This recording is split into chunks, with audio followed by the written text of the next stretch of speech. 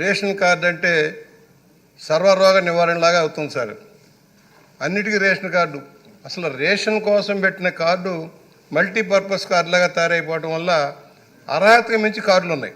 జనాభాకి మించి పేదరికానికి, అసలు ఎంత పేదరికం ఎంత, ఏ రేంజ్ వరకు కార్డు ఉండాలనే భిన్నంగా అన్నిటికీ అవసరమని ఆ రేషన్ కార్డుల వల్ల ఇవాళ రేషన్ తప్పుదారి పట్టిపోతుంది. అధ్యక్ష, ప్రభుత్వాల మీద భారం పడుతుంది, రేషన్ తప్పుదారి పట్టిపోతుంది, కార్డులు లేవని ఆందోళన వస్తుంది.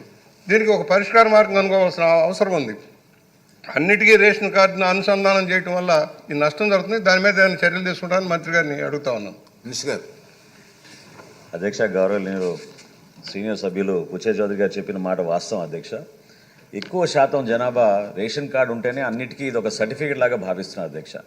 అందుకనే రేషన్ కార్డుని రైస్ కార్డుగా మనం టైటిల్ చేసి ప్రత్యేకంగా వీలైనంత వరకు మనం ఏదో విధంగా ఒక మార్పు తీసుకురావాలని ఒక ప్రయత్నం చేస్తున్నాం అధ్యక్ష. ఇందాక అన్నట్టు రాష్ట్రంలో ఈరోజు మనం 4,26,44,000 మందికి మనం ఈ అర్హత కలిగించినప్పుడు కేంద్ర ప్రభుత్వం మనకు అందించే సహాయం దీంట్లో కేవలం 61% అధ్యక్ష. ఎన్ఎఫ్ఎస్ఏ కార్డుని వాళ్ళు గుర్తించింది ఓన్లీ 61%. రాష్ట్ర ప్రభుత్వం 39%, మిగిలిన 39% కార్డ్స్కి రాష్ట్ర ప్రభుత్వం అందిస్తుంది. గౌరవ సభ్యులు రాజుగారు అన్నట్టు ఈ ట్యాక్సీస్ మాత్రం ఖచ్చితంగా దే ఆర్ ఎగ్జామ్టెడ్ అధ్యక్ష. అది పొరపాటున మీకు ఎవరో సమాచారం అందించారు. ట్యాక్సీస్ ఎవరికైనా ఉంటే మన వాహన మిత్రతోటి మన పోర్టల్ తోటి మనం అనుసంధానం చేసుకుంటాం. Taxes are definitely exempted from it. ఎవరన్నా అటువంటి పొరపాట్లు ఎక్కడ జరిగితే తప్పకుండా మా దృష్టికి తీసుకురండి, మేము సవరించుకుంటాం.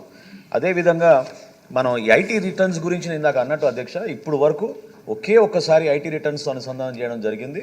అది మరి భవిష్యత్తు జరుగుతుందో లేదో ఐ డౌట్ ఇట్. కానీ ఎక్కడైనా మిస్టేక్స్ ఉంటే, పొరపాట్లు ఉంటే, జీరో రిటర్న్ ఫైల్ చేసిన వాళ్ళకి అటువంటి పొరపాటు ఉంటే తప్పకుండా మా దృష్టికి తీసుకురండి అధ్యక్ష. Government will respond. ఓకే అండి. Question number